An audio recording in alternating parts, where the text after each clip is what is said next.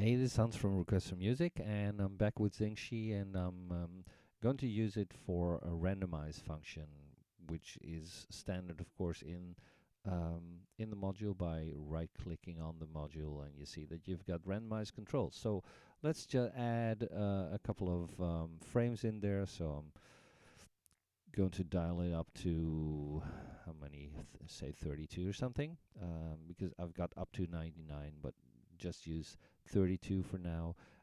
I've got the gate connected, the gate output connected to the gate input, so that means that it's already doing this, and it's got a standard setting for this, and so I'll dial this back.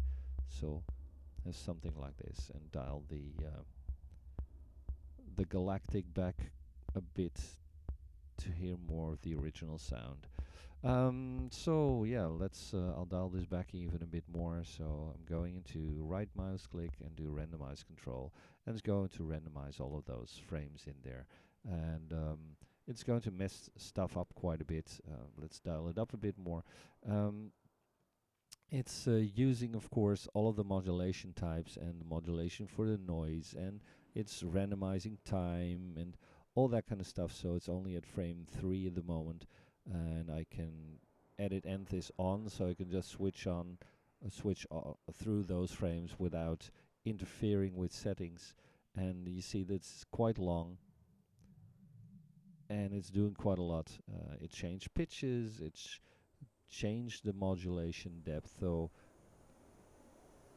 I'm getting really weird, yeah, almost nature-like sounds. Obviously, I don't have a clue what it's doing at the moment, since the programming is, yeah, you never can tell, even when you programmed it yourself, what it's actually going to do when it's randomly created. So I get all kinds of different sounds in there, and it's set morphing on or off for separate frames. Setting the carrier morphing on, so you get those sort of pitch sweeps in there. So a lot going on at the same time.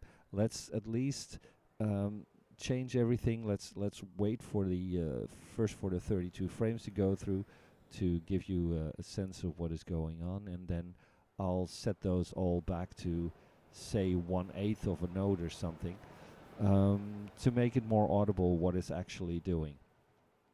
So it's still a 22, 23. Let's see, what do we have in 22 and what do we have in 23?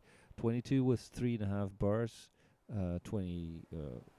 24 is 6 bars. Next one, 21/8. And yeah, so everything is taking quite a long time. And also the attack has been changed for the envelope. So if I dial this back and dial my attack back to normal, then obviously every note or every frame is triggered much faster. So because this is a setting that holds for every gate in there. So now I hear more of what is going on. And these settings were all in different times. So now let's switch it all to a standard length for the time. So I'll dial to number 1, and I switch my edit nth on and dial this back to 1/8.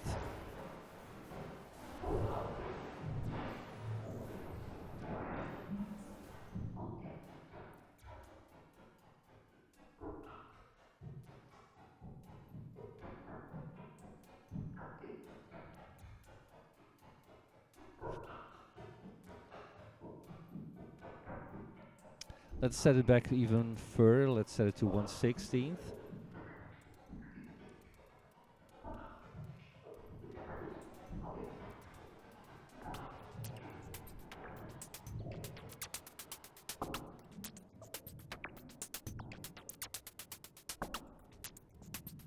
So it's pretty easy to get some kind of a weird percussion-y kind of sound.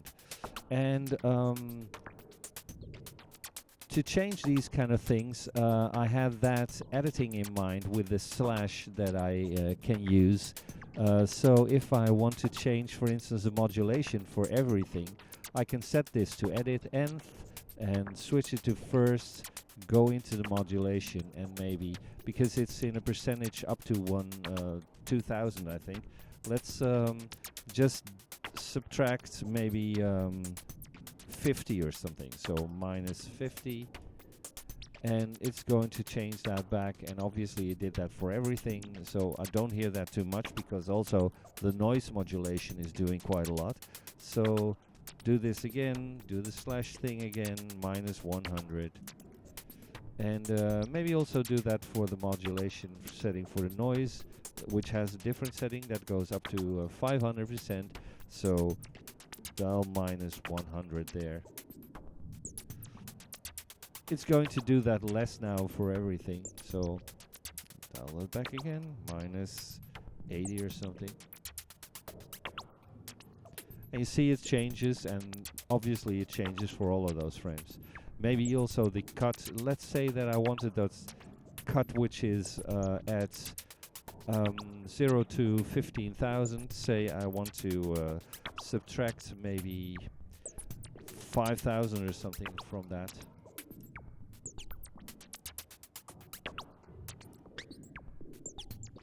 Maybe even more.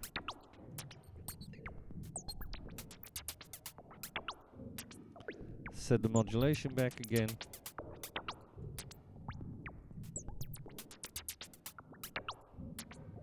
Normal modulation back.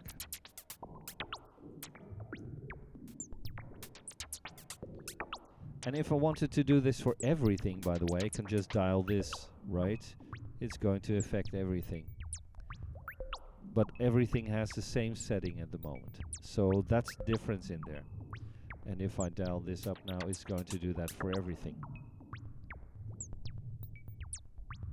So if I wanted to dial the modulation and the cutoff on the noise for everything, I could do this. And if I wanted to make sure that I've got no morphing and stuff like that, I have it set at edit nth to 1 and just go through these and switch it off. And I've got something like that. And you hear that it really affects that. So now it almost becomes some kind of strange sort of percussion thing going on there.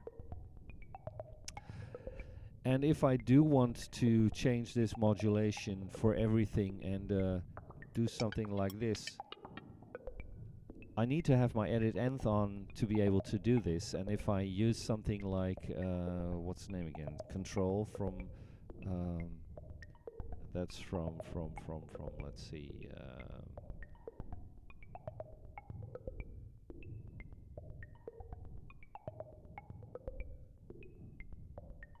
Oh, there it is. From Rware, which is a way of handling this kind of thing and using it with something like an LFO. So I'll put my my one LFO in there to be able to modulate this.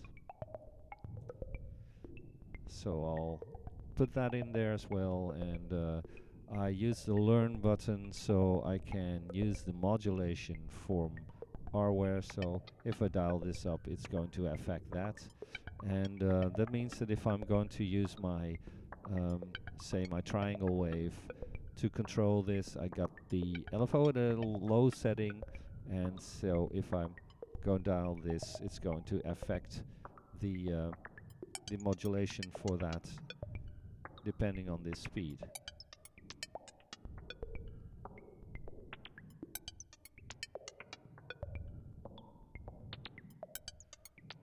And I could actually obviously also do that for the pitch and that kind of stuff if I wanted to.